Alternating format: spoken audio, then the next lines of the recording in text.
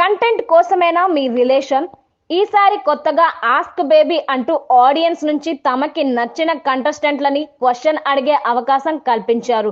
దీంతో big boss team కి వచ్చిన పలు ప్రశ్నల్ని నాగార్జున ఈ రోజు ఎపిసోడ్ లో కంటెస్టెంట్లని అడిగారు. ఇక వాళ్ళు చెప్పిన ఆన్సర్లు జెన్యూనా లేక ఫేకా అంటూ స్టూడియోలో ఉన్న జనాల అభిప్రాయం కూడా తెలుసుకున్నారు.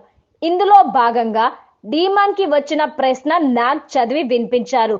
రీతు మిమ్మల్ని కంటెంట్ కోసం యూస్ చేసుకుంటుందని శ్రీజ చెప్పింది.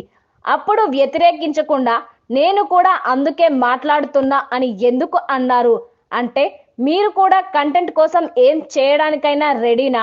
రీతుతో మీ రిలేషన్షిప్ అసలు నిజమేనా లేక కంటెంట్ కోసం చేసిన బాండా అని నాగ్ అడిగారు.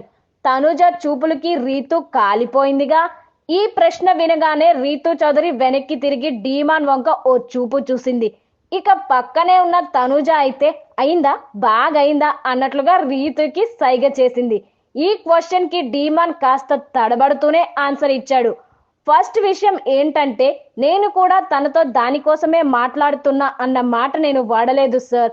నేను బిగ్ బాస్ హౌస్ లో ఉంటున్నట్లుగా ఎప్పుడూ లేను. నాతో ఎవరైనా ప్రేమగా మంచిగా మాట్లాడితే నేను రిటర్న్ అలానే ఉంటున్నా సార్. ఫేక్ గా అయితే అసలు లేను. ఏ ఎఫెక్షన్ బాండ్ అయితే ఉంది, ఫేక్ గా వచ్చింది అయితే కాదు అని డీమాన్ అన్నాడు.